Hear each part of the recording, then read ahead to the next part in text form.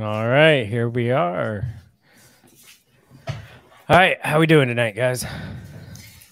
I'm doing well. We just got the kids down, we hope. I feel like that's the real reason for this is so, we don't hear background noise. Oh, he muted himself. That's good. Oh, hey, he got himself off mute. Yes. Yeah, I can do that. And then Chuck is just stoic. So tonight we are going to have a great time. We've got three guys that run another podcast on. I've been really excited for this night because, occasionally we get to talk about things that matter to us besides just the bourbon. And this is one of those nights. And so our three guests tonight run a podcast called Pastor and a Philosopher Walk into a Bar. And I don't know how you couldn't enjoy that right there. So one of the cool things they do, and we'll get into their podcast when they're all here, which is they start out with tasting bourbon or other spirits, which is just really, really cool. So we will bring them in, which they are Kyle the Philosopher, Randy the Pastor, and Elliot, their producer, which I'm super jealous of because we don't have a producer. It's me. So hello, guys. Yeah, he makes us sound so much more talented than we are. I feel like TJ has the opposite effect on me with all his editing. It's the good of the channel. I feel like it helps us out. Elliot's I always sound really smart up here. And then when he edits it, it's just lost in translation. Sorry, go ahead, Elliot. Oh, that was Randy. Oh, Randy. So Randy is joining us from like the backwoods of Wisconsin, and his internet might be a little slower than ours. So if there's a delay, it's not because he's slow; it's because his internet is slow. Well, there we go. So we got Randy, who is our Chuck, because Chuck's already been kicked off because of his slow internet in the middle of nowhere, Illinois. So we're good. This is great. So what we did is I sent them 3 blind samples, and the good news is for you guys, if you enter, so all Patreon members automatically got entered in, one of the advantages to be a Patreon. But if you guys do a $5 super chat or a $10 super chat, you guys are going to be entered to win this flight. And the good news is I'm only going to tell you along the way what it is, and these guys get to tell you if it's worth your money or not. So it'll be a lot of fun. Yeah, and you can totally trust my opinion because the last time they sent me something really good and top shelf to drink, I thought it was bottom shelf. So, so go with the opposite of whatever. Yeah, whatever I say, do the opposite. There you go. So we will start with the first bottle that I sent here for you guys. So cheers, and why don't you guys kind of like introduce your podcast a little bit? Randy, do you want to try that? Can you hear me if I talk? Everyone good? Yep. Yes. Mm-hmm. Gotcha. Yep, we're good. Okay. So Kyle, I'm a pastor, and Kyle has been part of our church for a while, and he's a philosopher, obviously. We did Q&As at our church. Instead of a sermon time every once in a while, we would host a Q&A where anybody could text in a question, and Kyle would kind of moderate and facilitate that time. I'd answer best I could, and then Kyle would bring his philosophical perspective in, and people loved it. They just they would prefer Q&As every Sunday over sermons, I think. But enough people put pressure on us to start a podcast that we finally did, and got this name, A Pastor and a Philosopher Walk into a Bar, and try to figure out what would differentiate us, because there's a million podcasts a lot like us. Talking about spirituality in some fun ways, but nobody does it while drinking bourbon. And so we figured, let's do a tasting in every episode. Some people don't like it. We love it. And guys like you, TJ, send us bourbon every once in a while. It's incredible. So yeah, man. I'm already ahead of the game because I'm like this. Yeah. I mean, we run a bourbon channel, and we still get really excited when people send us bourbon. So, like, it's the only reason I'm here. Yeah. Basically, Brian's got like 60 vials in his background of people that just send stuff, and he's just like, "Yep, I don't need a bourbon collection. I have a vial collection." Yeah, most people like kind of have build their friends network based on like social connection, intellectual stimulation, a variety of things. For me, it's much more of like a mooch level. To what degree do I feel like I can successfully mooch off you? And I just move in that direction. So yep. If you're going to design a good life, it seems like it would involve having some sort of a like online presence where people send you things. Yeah. It's just common sense. Yeah, man. We got a buddy that owns like a restaurant chain, and just really nice guy, goes to the church and offered to throw us some booze every now and then. And this is pretty early on. And I was like, man, we've already arrived. If nothing else comes of this, this is good enough right here.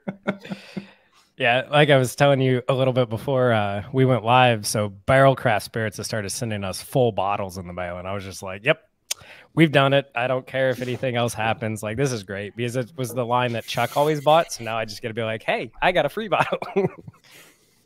Awesome. So, all right, so what are we thinking?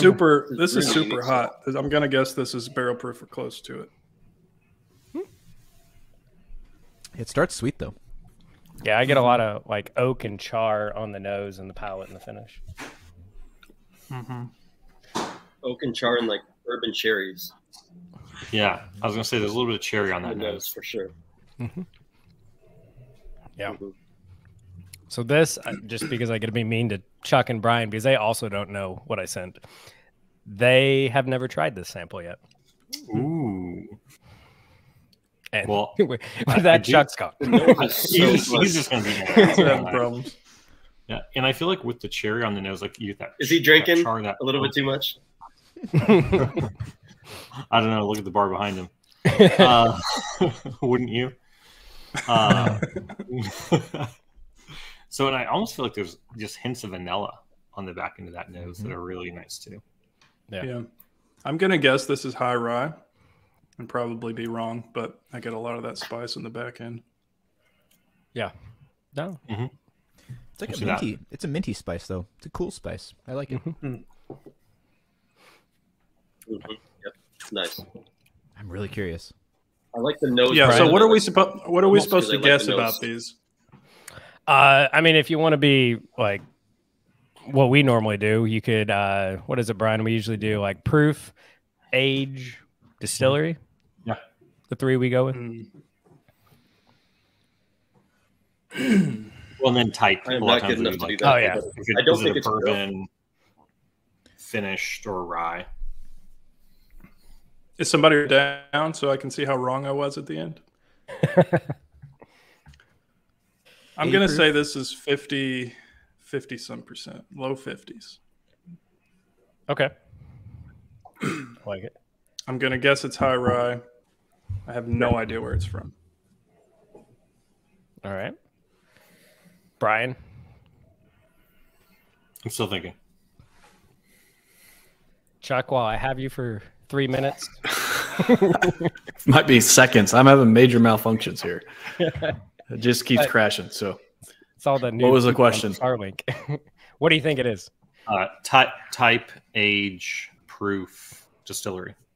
I'm getting some young wood notes. So I don't know if that's young in grain or just like more of a toasted finish. Interesting. So I think I'm going younger. I think I'm going 4 years max. I had the same thought, and last time I said that, I was proved wrong. And also, it's fairly dark, and so I don't know. I would believe a toasted finish, though. All right. Any ideas, Elliot? Toasted, young, hot bourbon. I like it. I think, and if you haven't, if it's something you haven't all sampled, like I don't think it's in the rare category. I think it's kind of just like in the out there and new, or it's from Texas or something. It's in the rare category. Oh, damn. So I will say that all three of these are allocated and hard to get. Okay. So are we naming price points here? I can, like, it's I spend a lot of money on bourbon and I'm okay with that. So I'm thinking this is finished, actually. Okay. And I'm going 108 proof. Okay. And distillery on this. Yeah, come on. I have no idea. Got nothing.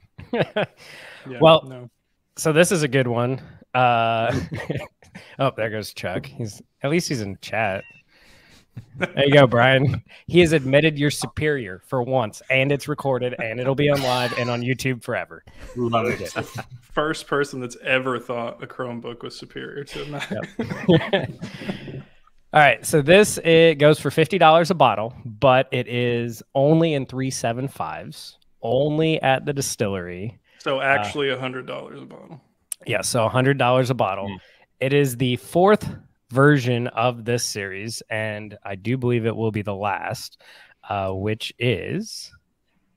Oh, is it not going to focus? Oh, no. It is Old Forester 117 series, so that's the distillery own, and it is the Whiskey Row Fire Edition. So to celebrate the firefighters that saved Whiskey Row in downtown Louisville, they bottled these small bottles for them.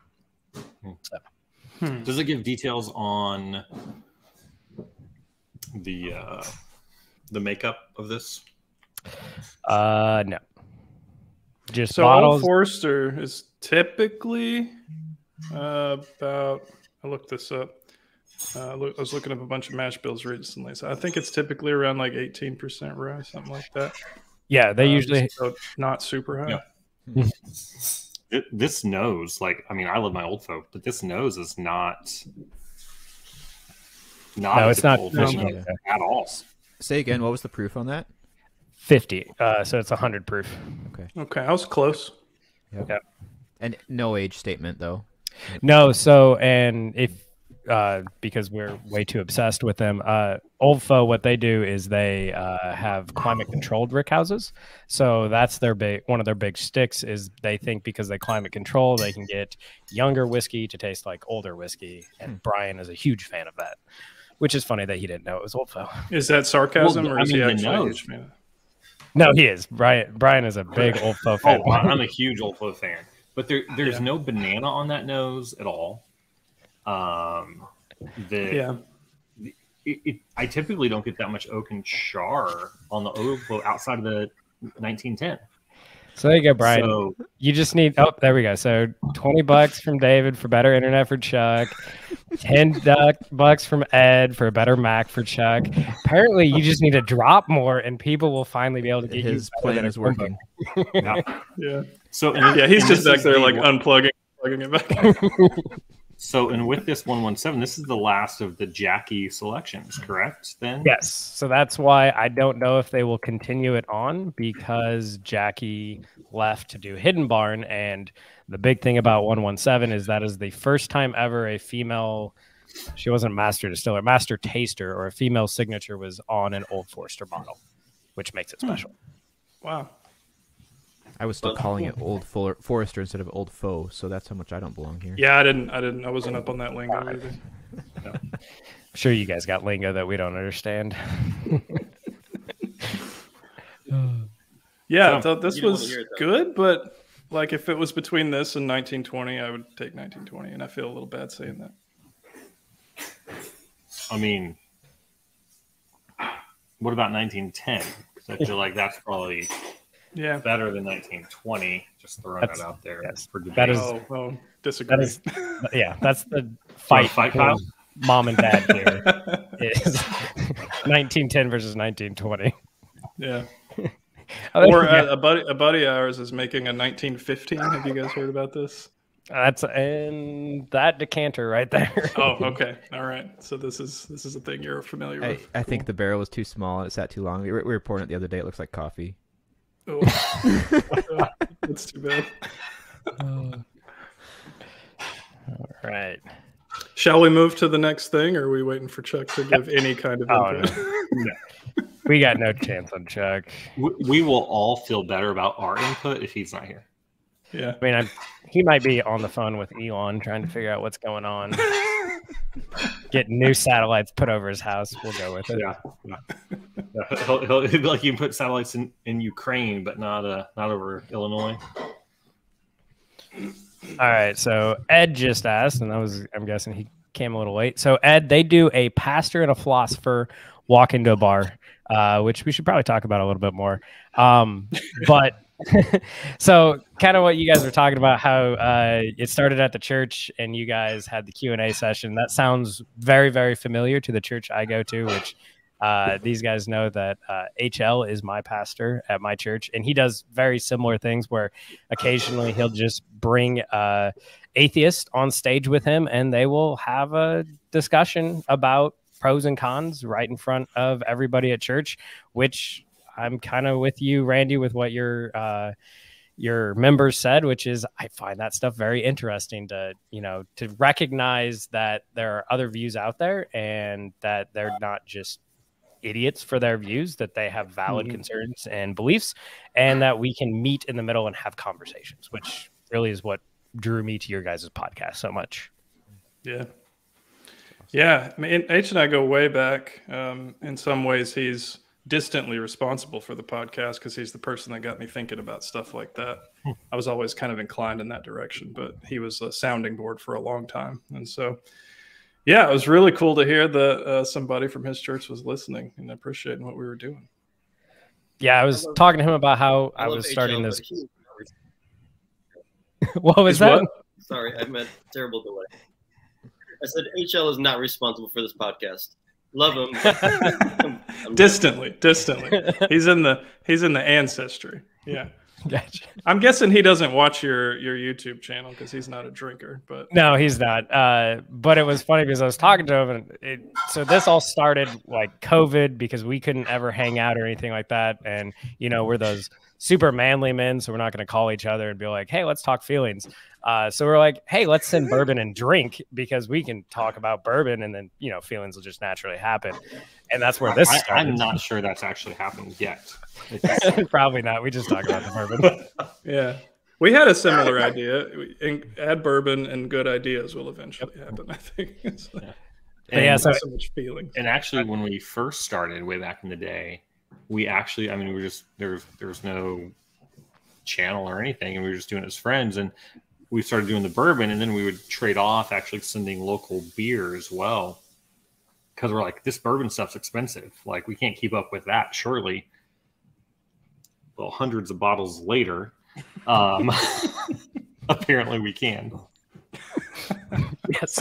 Well, I still remember that first flight I sent you guys was 30 bourbons. And at the time, the Pappy 15 was in there. And I still remember Chuck, who at the time thought Basil Hayden was the best thing ever, looked at the list and was like, we need to start with the Pappy 15. And I'm like, no, sir. We're going to start here and go down. Yeah.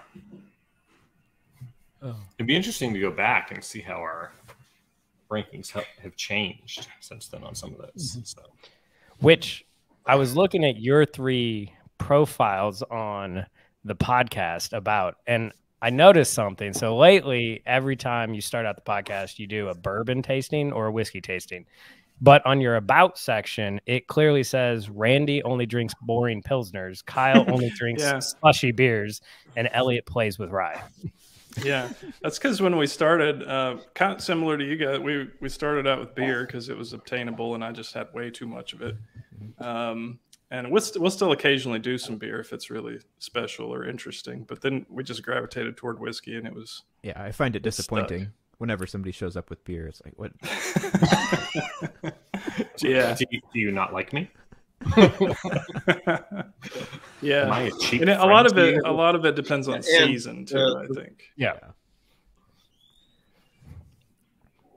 Well, and the restaurant owner that Kyle mentioned, who supplies us with goods, his beer that he would give us was not good enough for Kyle because the guy didn't wait in line in the middle of January overnight, and so we basically told him to stop giving the beer so Kyle wouldn't criticize it.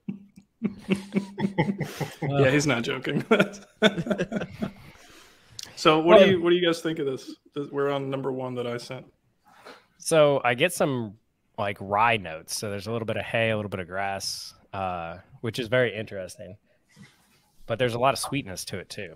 Mm-hmm.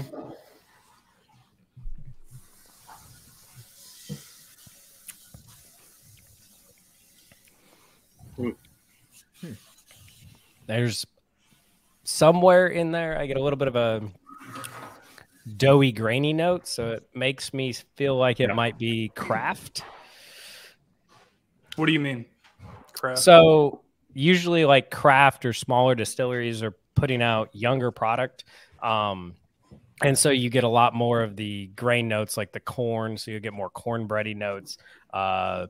You might get some of the doughy notes to it. So there's a little bit of that somewhere through it that it's coming. For me, it's between the palate and the finish is where it kind of like peaks in a little bit. And so that's kind of what we mean when we say like craft notes. Now, some of the big boy distilleries are starting to do like grain forward bourbons. And there's some like Brian likes 80 Laws, and they do grain forward bourbon. So you have to be careful a little bit if it's just trying to be grain forward or if it's truly crafty. Yeah. Because sometimes it'll come off too strong. The grain will be too strong. The dough will come off too strong. And it'll just be also then, especially on the finish, it'll be ethanol heavy. And I also feel like you get the dough on the back end of the palate. Or sorry, not the palate, sorry, on the nose. I feel like it kind of that dough note lingers. Yeah, doughiness is not a note I've ever looked for in bourbon, but I suppose if I focus on it, I can find it there. Yeah, I mean, it kind of has like that smell of just like fresh homemade bread. Yeah, you know, I can see that. It's kind of just a mild. All right, so we got Chuck. At least I'll be the voice of Chuck. I feel super powerful now, which is great. So don't agree that it's crafty. Get a nice balance of oak and dark fruit on the palate. But he did agree with those rye floral notes. Yes, and like the floral note. That's right front and center. I also get like almost like maple syrup. Like it is really sweet, but it's kind of this. It's a complex sweetness. Mm-hmm. Yeah, I can see that. I mean, am I off? Yeah. This almost tastes a little bit like the High West Double Rye. Yeah, I can see that. Yep. It's a very Randy, what were you saying there? Sorry, it's like double Dutch with my delay in the internet trying to figure out when to talk. But I think it reminds me a little bit of Eagle Rare in that it's like simple and not like it doesn't explode on your palate. But I really instead of floral, Elliot, I would call it herbal. I love that like herbal on the back of the palate finish to it. But it's very like understated. I like it a lot. Yeah. I mean, I'd buy a bottle. Yeah. What are your guesses about strength and all right. So I'm gonna go like 105, 106 proof. Oh, definitely. I don't know. Like I want to say it's a rye, but I feel like there's too many bourbon notes to say it's a rye. So I'm gonna go bourbon. Oh, probably 5 to 8 years old, somewhere right around there. And I would say, like, to me, I think it might be a Driftless Glen, like, single barrel pick is what I would probably say.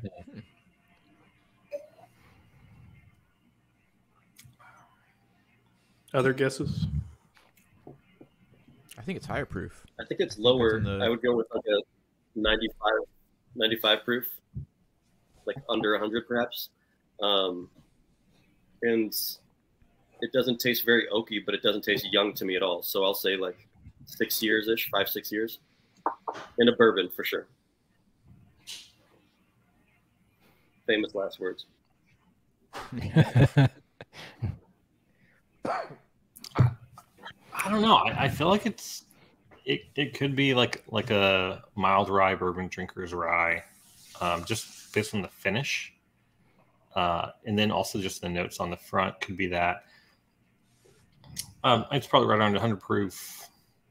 Yeah, Yeah, 46 years in that room. I mean, I was actually just trying to look up a high West double rye tasting notes real fast to see how close that is, I guess. But I'll just go with that. All right. Chuck said, not much rye, Brian. You're wrong. Please be quiet.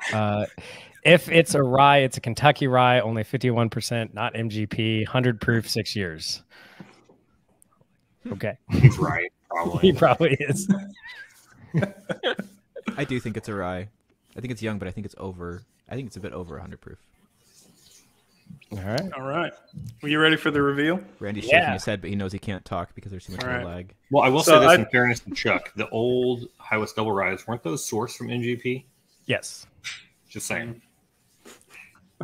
So I tried to throw you a curveball on this one. In fact, everything I sent you, I tried to mix it up in terms of mash bill. So this is Bardstown Bourbon Company Discovery Series number 6. So it's a mix, and that's why it tasted like a lot of different things. So this is 68% 11-year-old Kentucky bourbon, 16% 17-year-old Tennessee bourbon, and 16% 7-year-old Indiana bourbon. I'm guessing MGP there. All different mash bills. The highest rye content is the MGP, which would be 21%. So before you guys got on, I told Chuck, I was like, there's going to be a Bardstown in this flight, because I just listened to your guys' podcast where you were talking about how you're making old fashions with the Discovery. I was like, it's going to be in here. There we go. And I'm almost through the bottle now, so I feel pretty good about that. Nice. Yeah. So this comes in around, what does it retail? $130, something like that. Yeah. Mm-hmm. Maybe a bit more if you're at a fancy Chuck liquor has every single bottle from them except the Fusion series. That's my job because it's in my price range. Well, and didn't they just continue that? Yeah, there's only 2 more of the Fusion series. So then it's in my price range. Oh, because it's not existent? Like, it's, okay. $0. Oh my goodness. So my wife asked a good question, and it'd be good for you guys. So have any of you guys been to a distillery or done any distillery tours? And if so, which ones? Like what, I guess the good question is like, what is your go-to distillery as we go to number 2 of ours? Yeah. While you're pouring, I'll give my answer and then pass it off. So I grew up in Kentucky. So I've been around distilleries for a while. I got married at Buffalo Trace in their Elmer T. Lee clubhouse. I'm using my Buffalo Trace Glencairn at the moment. So they're my fave. If I had to pick a favorite bourbon, it would be Elmer T. Lee probably. I should say a obtainable bourbon, although that's not obtainable anymore. Yeah, I've done a few tours. Honestly, probably Buffalo Trace has been my favorite bourbon tour. Okay. I did some Scotch tours that were cooler, but that's probably because I was in Scotland and everything seems cooler when you're overseas. Yeah, Buffalo Trace used to do a really good tour. Last time I went in, it was just gift shop, and you couldn't see anything. You couldn't even get to the bar upstairs unless you'd scheduled a tour, which is annoying. So that was a few years back, but that'd probably be my fave. Okay.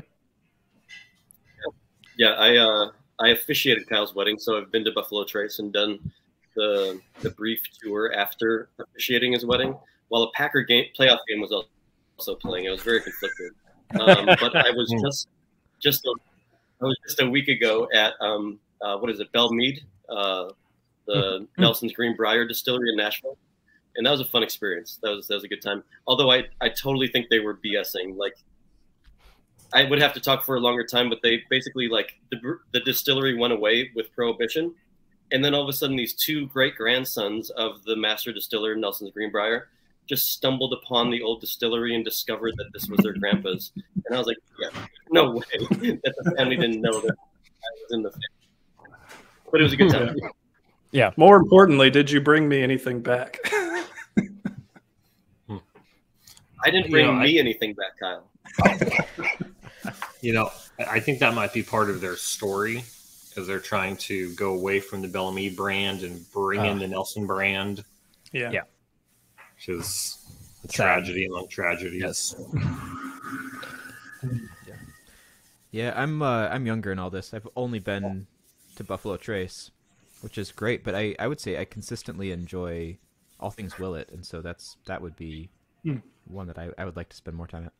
I bet you would enjoy the Willet Distillery. It's super fancy and pretentious, kind of like you. Oh, perfect. Yeah. No, I mean, then he needs to be just like Chuck and go to Bardstown, because they say they are the Napa experience of Bardstown, Kentucky. So, Elliot, if you remember, I texted you from Bardstown a picture of their allocated or their like rare whiskey list, and like 1 ounce pours were $1,400 and all that stuff. So I don't know if it's supposed to be public knowledge or not, but like within just the podcast crew among us, we've talked about, because we're a faith-based podcast, doing a Holy Land tour. Oh, okay.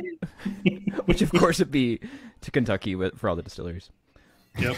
Well, I mean, and then if you did that, you'd have to do like a pick, and then you could have the holy picks. Yes. So you're going to have to like enlighten us. You don't have to do it now, but like on how picks work.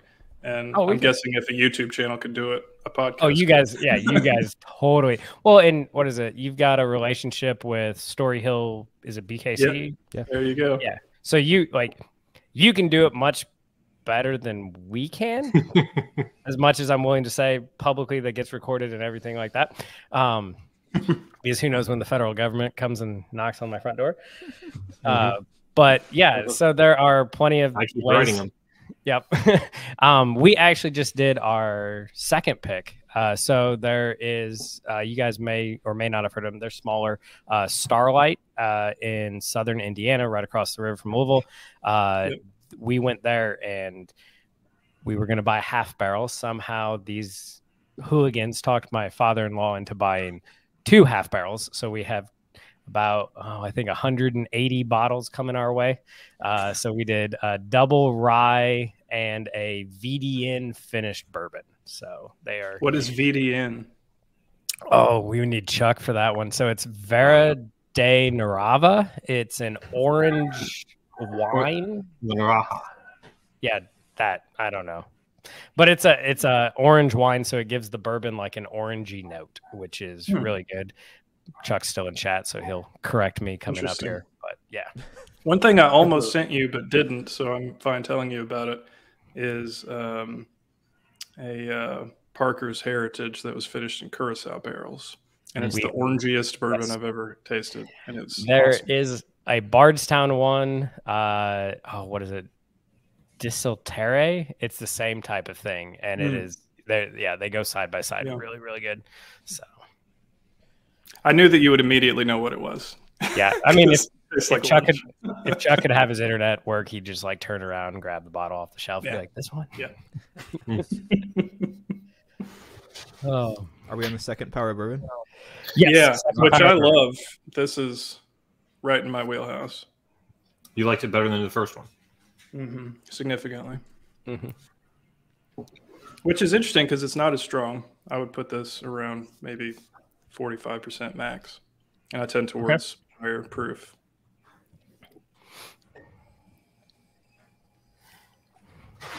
So the nose, for me, is a little bit weaker. There's not as many like notes that are just sticking out. But then when you get to the palate and the finish, it is so much more depth, tobacco, chocolatey notes, all that wonderful stuff.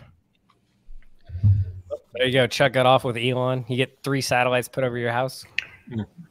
I mean, we'll see. I'm not convinced it's internet at this point. It's could be other hardware issues, but I know. Well, he's been trolling us in chat pretty well. I had to chime in and just correct everything that TJ said in the last 5 minutes. It's Vina de Naranja. It's Destillaire. Gosh. Who let him back in? I got a 5 on the English section of the ACT. Just back off, okay? Hey, but that was on a curve, so don't sell yourself too high. Yeah. See, Ed Bell knows his stuff here. Let's get that in there. Well, he's the one that found the barrel. So we're on this pick, and we brought our Patreon in to, help pick a barrel and everything like that. Ed's just like talking to the master distiller, and he's like, "Hey, you got this barrel?" And the guy's like, "No." He disappears down the rick house for a while, and he comes back, found one. We're like, okay. Ed told him that he's bought 75 bottles from Starlight Distillery. So, yeah. I was just going to say in the comments, I love that Heather referred to Buffalo Trace as a compound, because I just always have like religious cult, it's like a cult indoctrination. Yeah. Like, and I feel like Yeah. that's exactly what Buffalo Trace does, is they like indoctrinate you into their Buffalo Trace products and then make, jack up the price. So, Yeah. Well, you guys don't get to see it because you're not like in the area, but now, so they open the gift shop, I think at 10, but usually by 8:20, there's a line. They don't open the gates until 8:30, and there's a backup line up the road just waiting to be in, and everybody's hoping for the Blanton's Day. It's just crazy. Which, come on. I'd take E.H. Taylor hands down over Blanton's. Yeah. Oh, yeah. Well, around here, each Taylor's harder to find than Blanton's. So. Well, I know they rotate out in the gift shop, right? It's either Taylor or Blanton's or Eagle. So no. Oh, okay. Yeah, Taylor. I was thinking Elmer T. Lee, because what you had said. Oh, earlier. Lord. The use, I think, not that long ago, they would occasionally have it in the gift shop, but no longer. That would be nice. Brian, that'd be a bottle you'd pick up and be like, wow, this is gorgeous, and you put it back down and walk away. Like you did with your Old Forester barrel strength. I know, but we fixed that situation. Although I did see someone recently had. I'll let you look at it if you want to. Here she is. Yeah, that was TJ's. Not in TJ, your bottle. You made a mistake as well on your Elmer T. Lee. It was my old foe. But I saw a picture of someone recently in New Mexico at a store. Had there was just 4 Old Foes sitting on the shelf for $90, and I was just like, road trip. I can be there in 12 hours. Yeah, Heaven Hill announced that they were doing like a 17 or 18 year old fits, and I was like, man, that's like a 10-hour drive. I could do that, right? Well, yeah, but it would also be a 48-hour sit outside. So yeah, it's a camping trip. Yeah. Heaven Hill did it now. Old Forester have done it. They've shut down announcing. So last year's birthday bourbon was, I forget which hurricane it was, but came through Louisville area. So for 4 days, it was just constantly raining. Those 4 days, people were lined up waiting for birthday bourbon because it always dropped on the same day. Finally, the police came in and told Old Forester they needed to remove these people because they were being a problem for downtown Louisville. And so they gave them the tickets a day early from launch, and everyone was like, are you kidding me? If I only knew I had to wait 3 days, I would have done that. I'm like, come on. I wasn't willing to wait 4, but I would have waited 3. So it's gotten crazy in the Louisville area. Everybody comes here thinking you can get everything, and you can't get anything. You don't even get me started on line cutters. What do they do? Do they have tactics? Mm-hmm. They totally have tactics about their line cutting. They're like, oh, my friend's just hanging out with me. He's bringing me lunch. Oh, now he's been sharing lunch with me for an hour. And oh, look, now everyone just thinks he's in line with me and he just showed up. Or my girlfriend's saving space. And then, oh, look, she's going to go inside but not buy a bottle as well. And she does. Button. Yeah, can we meet button? So one of the early times we all got together and came down to Louisville, and so it was one of those. So there's a couple distilleries in Louisville. There's a lot out in Bardstown, and there's a couple over in Frankfurt with Buffalo Trace and things like that. So we had to make a decision in the morning, where do we go wait? And so we chose Old Foe, and we heard that they had President's Choice, so we were waiting in line. And as we're waiting in line, we count. We're like, okay, so we're 50th. Well, probably 15 minutes before the doors actually open, it's now we're 80th. Hold on a second. How did this happen? So Brian's sitting there if I don't get a President's Choice, I'm going to find these people. Yeah. I would have done not nice things, It would have been it would have very much been the situation where it's I would have done something that Saturday that would have required me to go to church Sunday, type situation. So, oh my, that's how it works. Yep. So this is really nice. Mm-hmm. Yeah, I love it. 40%. I'm going to say 45. Okay. Cloves. I'm guessing 107 or more. A lot of sweet oak cherry. Reminds me of a Buffalo Trace product.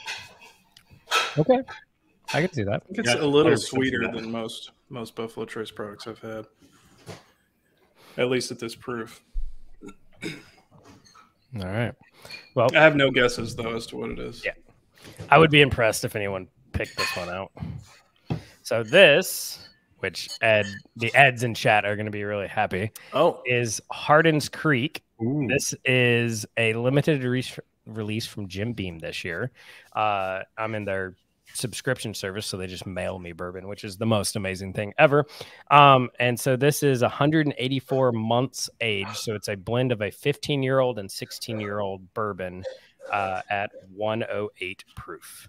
So this is one of those everybody's looking really hard, comes in a really cool tube, all that fun stuff. Wow. That's delicious. Super easy. That's one of my best of the year. That's fun. Thanks for sharing that. Yeah, Oh, not a problem. I would never have guessed it was 108. Would you have guessed 15-year? No, but I'm not surprised having heard it. It tastes old. Yeah. Yeah. I was guessing 12. Yeah, it is definitely really, really delightful, and it's really, really sad that it is really, really low. I'm guessing that's another 3-digit bottle. 150, yeah. Yeah. We're just kind of inching up here. See how long we can keep it going. There's a theme. Oh, there we go. Sturger's upset because he knows he's not getting a sample of it. I'll take care of you, Ed. Just pour him a little Booker's. He'll be happy. I mean, yeah, just pour him Booker's and say it's that, and he'll be like, okay. He'll be like, oh, good. I like Booker's, but this is better than Booker's. Oh yeah, it's not even close. All right, so we'll go on to your guys' second sample, but I don't know, Chuck. I could be polite. Chuck, Brian, you guys got any questions? Yeah, so I was thinking. So Randy and Kyle, you guys said you like Q&A style stuff. So I was just wondering, like, what type of like question or like line of questioning do you get that you're most intrigued by, like you enjoy talking about when people raise religious or ethical style questions? Is there like a certain area that you're just like, oh, I'm excited about this? I like when people engage in this line of dialogue or thinking. Yeah, that's a really good question. I'm just defaulting to me answering first because Randy's internet's weird, and I figure you can start talking like 5 seconds before I'm done talking, and then it'll feel like it. You know, it's I mean, we all know what a PhD in philosophy really stands for, so it's not a big deal. Do you? I would love to hear that because I don't. Yeah, that's a great question. So I tend to love it when the question is genuine, regardless of what it's about. And a lot of people, I think most of our listener base at this point, have latched onto what we're doing because they're in a deconstruction phase. They've run into something in their life, whether it's personal or intellectual or whatever, family, emotional, and it's put a wrench in what they thought God was like and what they thought the world was like. Or, you know, something happened in the church more broadly and they just couldn't stomach it anymore. And so they're looking for people to tell them the truth. And we try to do that. We try to be honest about stuff, even if it's hard. And even if the answer is, I don't understand this. Like, I've tried as hard as I can to understand it and I don't. And I'm just going to tell you the facts about that. So I appreciate it when somebody's coming from a place of integrity and honesty and humility. The questions we tend to get revolve around hot button issues, as you might expect. So a lot of people wonder about LGBTQ stuff. A lot of people wonder about injustice of various kinds in the church, hypocrisy, abuse, that sort of stuff. So these are all issues we've talked about extensively on the show, but also stuff like, you know, evolution or what should I think about the end times or the afterlife or I mean, you name it, we've probably covered it. What the hell is the Bible? What am I supposed to do with it? Yeah, so that's my answer. Randy, what do you think? Yeah, I mean, sorry I didn't start talking 5 seconds before, so it's a little delayed. But questions about the Bible are fun for me because people have questions, a lot of questions about the Bible. It's a complex, crazy library of ancient books that it should be complicated and it should be difficult. And so we get, I think, a lot of good questions about the Bible, about violence in the Old Testament, about inconsistencies and infallibility and inerrancy and all these churchy words that people were told all of their faith in Christianity hinges on. And we like to just ask the question, what if it doesn't? What if it doesn't hinge on those hot button or those gotcha gatekeepers kind of categories? So I really enjoyed that. And yeah, and I enjoy that we get to be a voice to people who are kind of on the edge of the church. They've been in the church for a long time, seen some garbage, but still love Jesus. And those are the kind of people that I like to hang out with and talk with and hold space with. So, and there's not a whole lot of softball questions. They're all real. They get to the real stuff. And those are the fun ones. I mean, we're not interested in, softballs and boring ourselves to, talking just to hear ourselves talk. So I enjoy our listeners' feedback and I enjoy our church's feedback. Like in questions, we get a lot of really fun, serious questions. So it's a good time. Okay. Thanks. Yeah, thanks for asking. We recently had Brian McLaren on the show. He's kind of become something of a friend of the podcast, and he just wrote a book called "Do I Stay Christian?" And so we tackle like head on: is this even worth doing anymore? And all the reasons it might not be. Yeah, it helps that Kyle's a heretic in the eyes of many people. Yeah. So he makes me look really good and orthodox. Well, as somebody who doesn't do the main talking on the podcast but has to listen to it a lot, the thing that keeps me coming back is it feels like it's not so much about like getting to the right answer to the question. It's the frameworks in which we're answering the questions and this recurring theme of epistemic humility, like how we even hold concepts of knowability, and how we kind of step outside and try to really objectively recognize that we're coming at this with a perspective that's different than the perspective of other people, and that's just as valid. Like those things have helped me a lot in faith, actually, in the absence of having a lot of the answers. Yeah, I was going to say, you guys approach the whole podcast very similar to the way I approach my classroom when I teach, which is I never tell like really my opinion on the topic. I just give everyone all the information, and then you do what you will and draw your own conclusions. And then if you have questions along the way, I'm there to help, which I really appreciate, because you're like, you guys could very easily just stand on that and be like, okay, so ask my questions. Well, this is what I believe and this is what you should believe. But you don't ever do that. You're just like, here's all the information, do your own research, because then it actually means something to you. Yeah, we're about to just blow that out of the water with an upcoming episode where we come down real hard against something. So curious what you think about that. Okay. Teaser.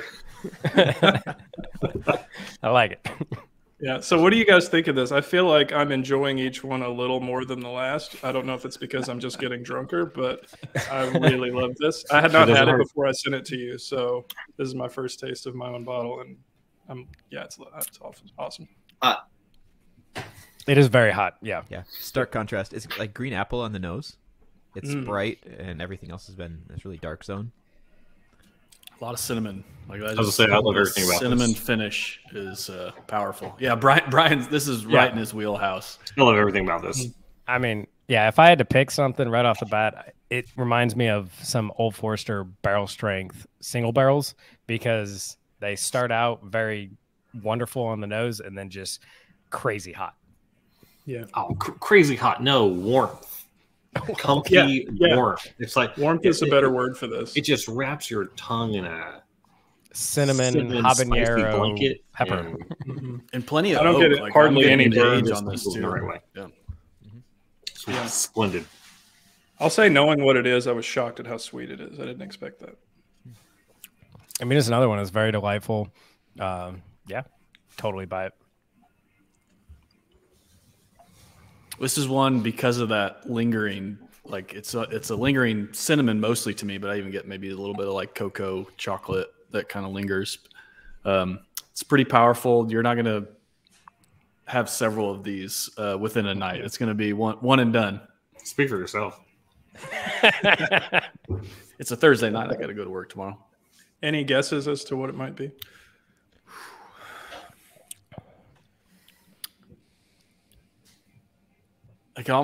Especially with that punch, maybe even almost like a Elijah Craig barrel proof.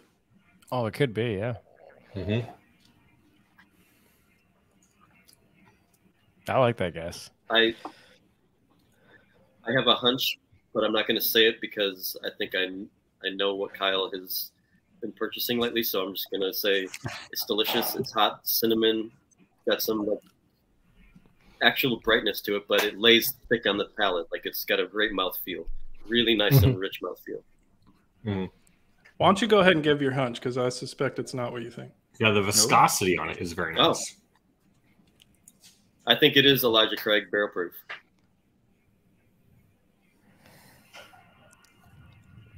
Other guesses before the reveal? The only reason I'm going to say it's not Elijah Craig barrel proof is you said that you haven't drank it. I know you guys did the reveal of it on the podcast. He did his own work. So maybe an Elijah Craig single barrel? Barrel proof? That's the same thing. Boy, other things I have that I don't think it has enough cherry to be like a stag junior. No. Yeah. The only other thing I think is Stag Junior. I would say the only other thing I could go with is a Driftless Glenigan because it has some of those notes. This is older than 6 years. Okay, I like that. You're going there. Well, I mean, it could 1792 full proof. I get a little bit of this, like that's a good guess. I get a little bit of that like candied floral note that sometimes you get off either aged Barton or Four Roses single barrels. Yeah, my first thought on that is I feel like I don't get enough floral for the 1792, but I'm not sure. Mm-hmm. Shall we reveal? Elliot, you got any thoughts? Yeah. No, kind of like Randy from before. I know exactly what it is, but I'm not going to say. I think I've named every bourbon in Kentucky. So, all right. Well, Chuck came the closest. So this is a Four Roses. Oh wow! Single barrel. I'm trying to hold it in front of the camera there. Barrel strength. Barrel strength. Mm-hmm. So this is the OESV mash bill, which Chuck could probably tell us more about, or one of you could tell us more about than I could. Oh, yeah. I think it's about 20% rye, something like that. On that one, but that particular mash bill, the notes they say are delicate fruit and caramel. So this is 60.6%. Yeah.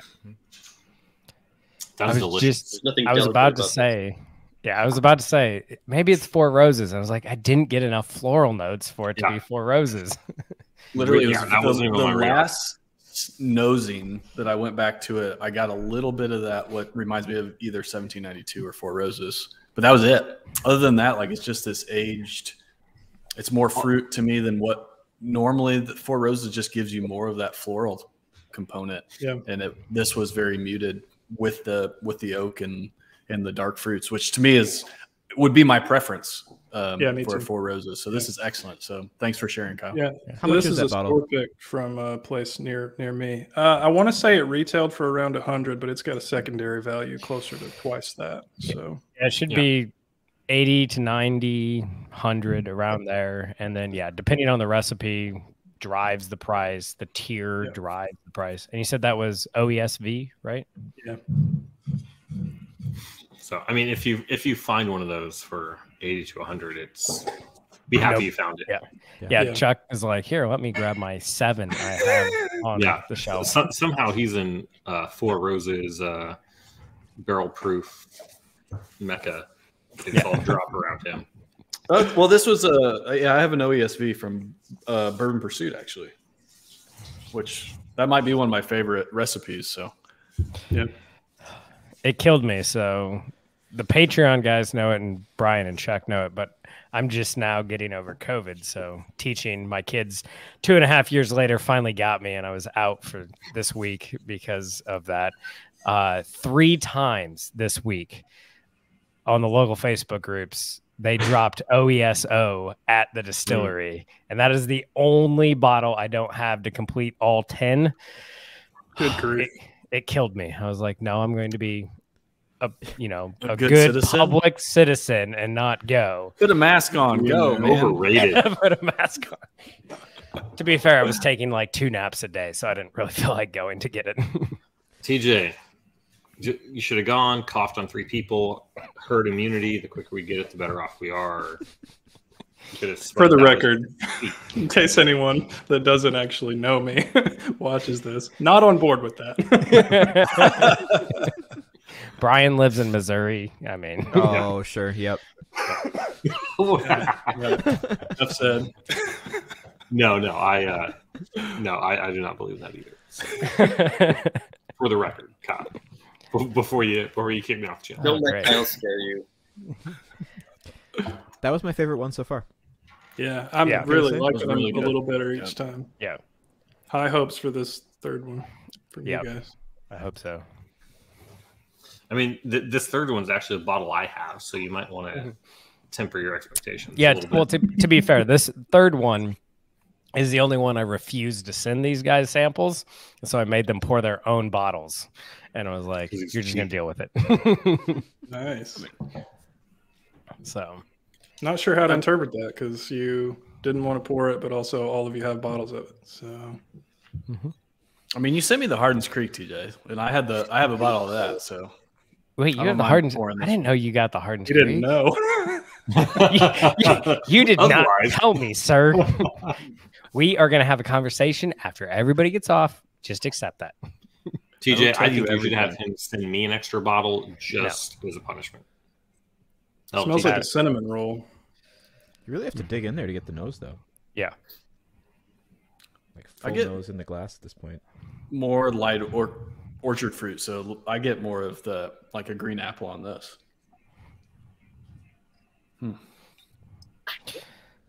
So just to be, completely mean, like make you use multiple parts of your brain as you're trying to figure out what this is. So what is your guys' kind of like end goal with the podcast? Like for us, we joke, but like getting samples of bourbon is like, we feel like we've kind of made it a little bit. So like for you guys, what does that look like? What do you hope to achieve, I guess? Randy, you want to go first? That's true. Kyle just settled for a straight up job. No, I think like increasing our listenership to the point where we are seen as kind of go-to people in the progressive Christian arena, I would say. And I mean, like Kyle's writing a book. It'd be great if we could get that published and like everyone read it. Who knows if I want to write a book, like speaking would be really fun to be able to go places and talk about this stuff, whether it's together or separately. There's a number of different ways that could play out, but holding space for conversations that matter to people about spirituality, faith, and philosophy, really, like that's almost an end game of itself for me. I've just really enjoyed that, being able to sit in that space. Yeah, we've had listeners write in and tell us that, our series on LGBTQ people in church like helped them figure out how to talk to their gay kids, and stuff like that. It's like, that's good enough. If it doesn't go any further than that, I'm happy. So yeah, I've got a book in the works that I'd really like to find a publisher for. And if that happens, I'll feel like I succeeded, but we'll see. Well, when that finally happens, because it will, we'll have to do this again, and we'll talk about your book. I can't promise if it's over 50 pages, I'll be able to read it all. It's already over 50 pages. Apologies. If you make it an audiobook, I will listen. I'm always in awe because you guys are like, so we're having this new person on the channel. Yeah, I read like 2 books, and I'm like, I read one book this year, and I'm proud of myself for that. It happened to be about bourbon. Reading a book. Oh, I was going to say, it was reading a book to your daughter, who happens to be table book. 3. Yeah. Hey, pictures of bourbon. There's a reason I'm getting my daughter into comic books, and just back off. Yeah. Yeah, but currently the book you read was Spot. So no, it was Charlie the Shark, I think, because she got it from the doctor. So just back off. Charlie. Yeah, he lost a tooth from soccer. We have a Mark the Shark book. So, so anyway, what Kyle and Randy, with what you guys were just talking about, just kind of made me think as you were talking. What do you guys feel like are like maybe some of the biggest like misconceptions that people have or are struggling with that you guys feel like if we could get people on this page or understanding something this way, that would be that would move the needle significantly. You know, maybe the dangerous misconceptions that people have.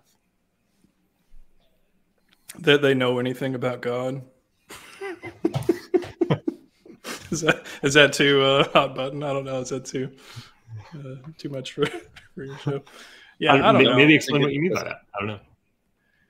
Well, I think it's overconfidence. I think is the major obstacle to a healthy faith, in my view, and so that tends to come in the intellectual arena and the moral arena. So I think I know what God is like and wants, and I think I know what that implies for how people should live their lives. And I'm justified in structuring society such that they have to accord with that in some way. So, yeah. And that can be about anything. It can be overconfidence about what the Bible is and how it should be read. It can be overconfidence about who belongs in the church and who should be excluded from it. Or, who should be welcomed in but not given any actual power. Yeah. Randy, you want to add to that? You can make that more specific and palatable. Yeah, I think what we see by and large in the church today, in the American, particularly, or Protestant and particularly evangelical church, is that we are prisoners of the moment. We think that the way we think about God, the way we think about spirituality, the way we think about the world, and particularly the way we think about the Bible, is the only way to think about it, and the only way Christians have thought about it. And that's just very, very an unhealthy perspective to have. People have been having fascinating conversations about the scriptures, about the nature of Christ, about the origins of the universe for a long, long time.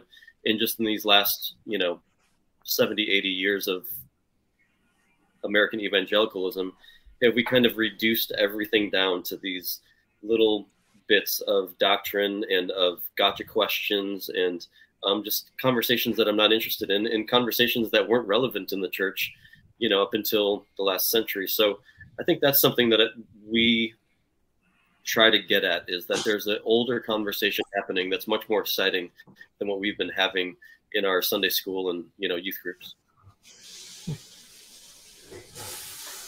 Sounds exciting. Yeah, I don't know if that actually answered your question. Sorry. I'm 4 whiskeys in at this point. So I find that's when you get the best answers from people. This is wonderful. I would say I like it as well as the Four Roses, which is a compliment. Mm-hmm. I like this much better than the Four Roses. It's like the most pleasantly grown-up version of like Green Apple Laffy Taffy I can imagine. Never really gotten that, but I appreciate it. Just look for the Laffy Taffy. It's in there. I would say power of suggestion. I will totally get it. I'm excited. Yeah. Well, I will, Elliot, I will use this double pour that I poured myself to explore that exact situation. My talent feels blasted right now. I don't know how you guys can do this. Do you do this weekly, or how often do you do this? Weekly, except Chuck works for the CIA, so occasionally he's out of country. But so we'll get on. We'll do. Usually it's like a review, so we'll do like 3 reviews and record it. Unfortunately, occasionally we do like side by sides, and we'll do like 3 of those, and then it gets rough the next day.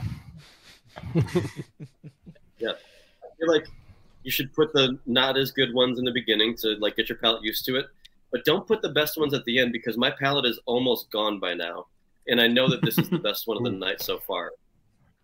Yeah, Brian, let's have a conversation about that. Who puts the really bad ones first? So we were doing a review, and he put Wild Turkey Honey as like the second bourbon of a like 4-flight bourbon. So like from then on, we couldn't taste anything. It was terrible. It was a test. Yeah. Was that the same? I'm trying to think if that was the same flight I sent, like the honey pecan bourbon or not. Yes. And oil fire, and there was a bunch of other stuff that was. Yeah, Brian's like, this is bourbon, and we're like, no, it's finished whiskey with like inject, and it's if it says infused. With injected sugar. So I'm curious. Made in the pre-prohibition style of 1887, where we put tobacco spit and caramel coloring in the whiskey. Hey, you all had not tried Spirit from Oklahoma. No one had. You were the first person in 10 years to buy that bottle. And now it was a dusty. What do you all drink when you're not drinking bourbon? Like not beer, but like spirits. When it's not brown, what is it? Oh gosh. You guys can't see it, but I have a wine cellar just off to my right that has about 400 bottles. So I enjoy red wine. Yeah. That's what I've done. So the deal with my wife was I could continue my bourbon experience if I would learn to enjoy wine. And I've learned to enjoy wine very well with her, and she's learned to enjoy bourbon, which is good until I see her making an old fashioned with my Four Roses barrel strength, and then I cry. You mean her Four Roses? Yeah. Oh yeah. So yeah, she's part of a female whiskey community around here, and she was like, "Oh, they called me and said, do I want to do a Four Roses barrel pick with them?" And I was like, "How is this a question?" She's like, "I guess I'll do it." And then she comes back with 3 bottles, and I was like, Ed, I'll have to tell you about my trip to the southwest of France. So I visited a few Armagnac houses on my way and came home with about 5 bottles. So, which if you guys have not done Armagnac yet, you need to get a bottle. Yeah, so I've just been thinking about this recently because Bardstown released that Armagnac finish, and everybody went nuts about it. And I thought, I've never had that. I should try some of the actual stuff. Hey, Chuck, he's never had that. Never just have. Saying. So, TJ has my address. That's all I'm saying. TJ, you have some Armagnac you can share. No. The Bardstown finish. The Chateau Le Bon. You know what? Either one. Either one. That's usually what I say, Kyle. Yeah, I bought I bought an Armagnac that was bottled the year I was born. So because I could actually afford it, unlike a bourbon or a Scotch, no way could I ever afford that. Armagnac is still cheap enough. I think it was like $115. I was like, thank you. So interesting. So what do we think this is? I want to know.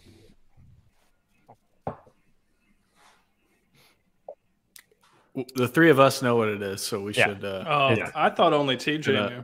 No. Since he didn't send it, he made us pour our own tonight. Yes, because it was cheap. Made me go into my bottle. Yeah, it's good. I would like to continue to have this. I would normally guess that this was around under 50%, but I think I've drank so much strong bourbon that my palate can't tell the difference anymore. So this very well might be stronger than that. It has everything I love in a bourbon, though. It's got the dark fruits and the sweetness and the strong barrel presence. It tastes well aged. I would guess at least 12 years. Yeah, no, this is pure delight. I mean, I don't know what more you want in a bourbon. Definitely has age to it. I have no clue what it might be, but this is really, really nice. Yep. Mine was gone 4 minutes ago, and I remember liking it a lot. So this is one so we follow other whiskey tubers, obviously, and everything like that. And so Breaking Bourbon is like very quick to give everyone like 3 out of 5 barrels, and this was the very first conservative. One. Yeah, like for if you ever get they do things on a 1 to 5 barrel rating. If you ever get a 3.5, it's like, oh, that's a good bourbon. Yeah, and I think this is like their first ever like 4.5, and so we were just like, oh, we got to buy it. And it is. Hit my other button here. So this is Lux Row Distillery, and it is the 12 years. So Kyle, you hit it right on the mark. Double barrel. So what they do is they take 2 12-year-old barrels and they blend it together. It runs you about $150, but it is absolutely delicious. And Lux Row is not one of those super big boys, though. MGP just bought them, or they bought MGP. They combined basically. So it's becoming more popular, but it's a distillery only release for the most part. And it is just absolutely amazing. So, and available. Yes, usually, which is the best part. But I think actually, was it Derek that said he went? And because I think we got ours for 150. And Derek said they upped it to 175, maybe. I was thinking it was already up there when we got ours, but yeah, that was 2019, I think. There's no mash bill on it, right? Any idea? No. Yeah. What would you speculate? And it's sourced, right? Yeah. So it's sourced. Yeah. I would imagine it's Barton would be my guess, because I guess it'd be Heaven Hill too. So those are the only 2 guys that give older stuff. But and it's 118.4 proof, so it's up there. So, but no, they are super secret of where they get their stuff. So, well, it's delicious. I don't know if I'd pay that for it, but I'm happy to drink it for free. Yeah, and that was actually one of the discussions, like, because it is at that 175-ish price. It's delicious. Everything you want in a bourbon. But can you stomach that price? Yeah. Or not? Yeah. Mm-hmm. All right. Last one. So we're gonna have to draw these names quick. Yep. People have been waiting an hour. They can always review it. I'm fair. That might be the best nose of the night, to be honest. I'm getting some what grass? Really? Yeah, hay. Yeah, that's what I'm getting. What are you smelling, TJ? COVID. I was going to say, I remember when I had COVID and my nose and jaw were off for like 3 or 4 months, and then Charlie was finally like, "You're back," because I was just agreeing with him all night. So. To be fair, that was when we did our best of for the year, and you chose 1910 as the best bourbon out of 30 bourbons we sent you. I like my Old Forester. What can I say? Knows what he likes. Nothing wrong with that. Yeah, thank you. Old and if what I like happens to be cheaper than all the stuff you guys sent, I feel like that's better. There may not be a right answer in philosophy, Kyle, but there's a right answer in which bourbon is the best. Oh, that's hilarious. There are so many right answers in philosophy. And in taste, obviously. Taste and in taste, yeah. Super subjective. Yeah. So this is, I'm getting a lot of hay and some chocolate, weirdly. I do get a little bit of like green apple in the back on that nose. If you cut through the hay. It really is. It's like, wow. It's wild. I'm going with, I don't like it at all. I know it's an expensive bourbon, but I don't like the nose at all. So I better taste it. Interesting. What's the herbal note? Is there like dill or rosemary? Like, there's something in that range that I can't quite place.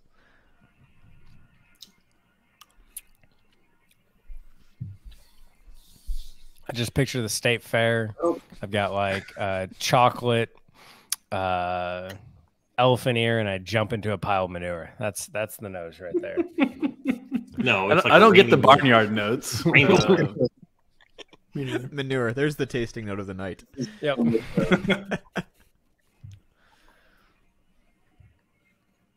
But you never know with TJ. He might have used that in a good way.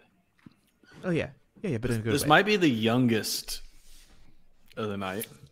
Could be. But I'm guessing we've transitioned away from bourbon. So yeah, if it's not a young bourbon, it could be like a single malt. Yeah, I guess I don't know your shelf as well as like Randy would. I was really hoping they would send a peated one just so I could see you. Like, this definitely isn't peated, but I could see like a single malt, whether it's an American single malt or a Scotch. I'm not sure, but I don't get the classic Scotch notes, but I could see that. I could see like tons of green apple on the nose, in addition to that hay note. I'm going Scotch. It's not Irish. And it's not bourbon. So I'm going single malt. Yeah, unpeated. Yeah, unpeated, definitely. Any other thoughts? I think the idea of Scotch is like very. I want to say Scotch because I know you, Kyle, but it doesn't taste like the Scotch to me. If it's the Scotch, it's the most boring Scotch I've had. But I want to say like a wheated whiskey. Like it tastes like very wheat forward to me. Is that rice whiskey? It's definitely grain forward. Mm-hmm. Is that rice whiskey? Sake? Yeah. I am still searching for the finish. Yeah, there's not much of a finish. It's definitely got the old library, old book flavor to it. I'd probably guess like 85 proof.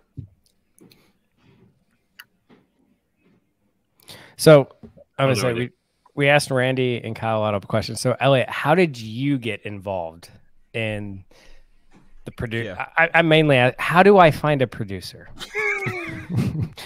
Because they are really annoying. It sounds like they started by just offering. Like on my screen, you just like pointed off to nothingness. Like I'm the other direction. No, there you go. I knew they wanted to do this thing, and I said that like I would help with the pilot, like just like technologically, just I would help to make it happen so they could hear their voices back and see if they liked it or not. And here we are. No, I believe in the types of conversations that are had. Yeah. It's been really helpful and I think formative in my journey as I'm like my background is very fundy, and so trying to come out into the open space, like not so much to deconstruct, but to find that there's actually a lot more space to play. So that's been enjoyable. And yeah, I'm not gonna lie, like I probably wouldn't still be around if it wasn't for the bourbon. You and me both. It's like at the very worst, I'm at least gonna get to have a great bourbon. So yeah, even on a bad night, we drink something good. So I'm gonna tell you guys this is a bourbon, and see if that changes your guesses. Wow. Bourbon. Yep. I do feel like they stay. I could go with that. Right. Yeah, I feel like they stay on topic a lot more than Brian. And I'm just gonna say Brian.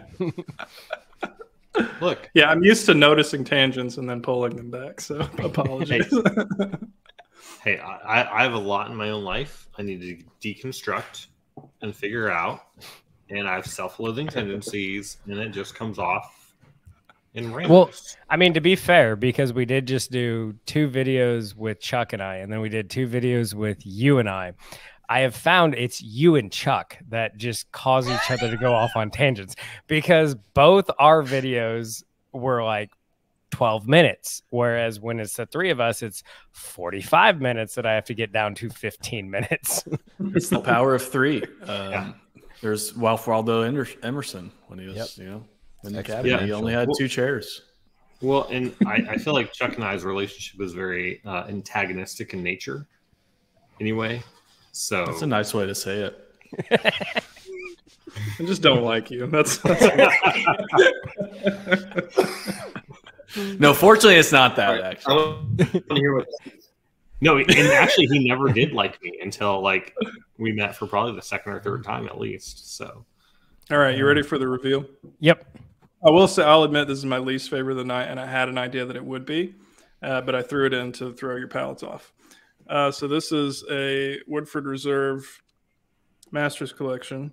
Oh, okay. Oat grain. Oat so this grain. is Okay, so that's what the secondary grain is oat. Yeah.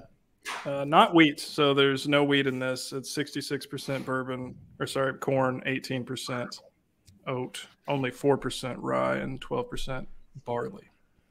All right. Huh. Yeah. And this is $100 bottle dish. So there you go. Wow. I like it. All right. So let me see if I can do this. Did you? That's actually really like interesting. I appreciate the what they tried. Yeah. This reminds me It's a a bottle lot I don't go of back to a lot. Yeah, we just did a review of this year's Little Book from Jim Beam, and it was it was a It's a malted. Yeah, it was a lot of things. It basically was not good at $140. Very grain forward and just not what you especially at that price point. Yeah. I think you have a different. Yeah, the Woodford Masters Collections releases tend to be kind of hit or miss. Some Yeah. of them are just nailed it, awesome, and then some of them are like, well, you tried a thing. All right. So I had a let's. chance to get one a while back, and I was just like, pass, just because I don't want to spend that money on hit or miss, you know. Yep. Yeah. All right. So let's see who wins tonight.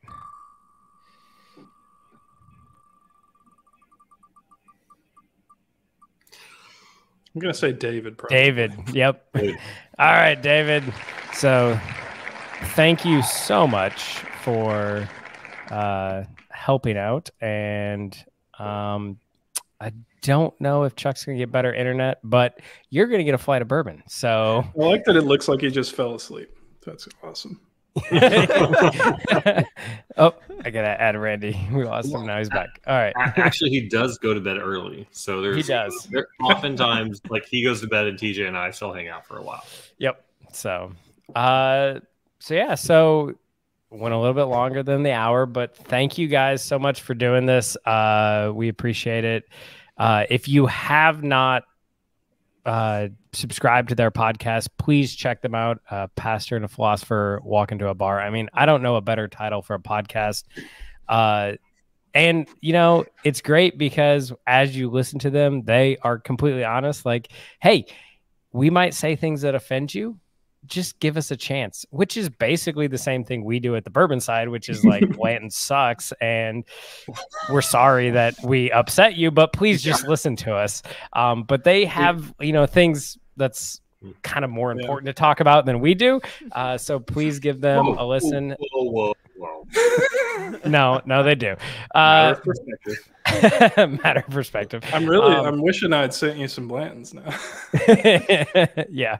Don't get me started on Eagle Rare. Oh gosh, yeah. So yeah, you guys are. We'll let you guys. Where all can they find you? What are all the handles and everything like that? Yeah. So we're on any podcast app. Just search for our name. Yeah, we're on your phone already. If you want to find our website, it's pastorandphilosopher.buzzsprout.com. You can email us at pastorandphilosopher@gmail.com. Yeah. Sounds good. PPWG Twitter, Yep, we're on Twitter too. Twitter. Yep.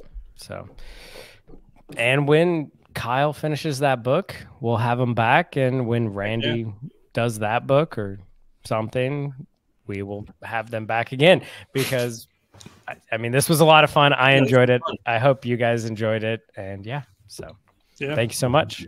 Thanks for all the generous samples. Oh yeah, not a problem. That's what we like to do. So, thanks for watching and see you guys next time.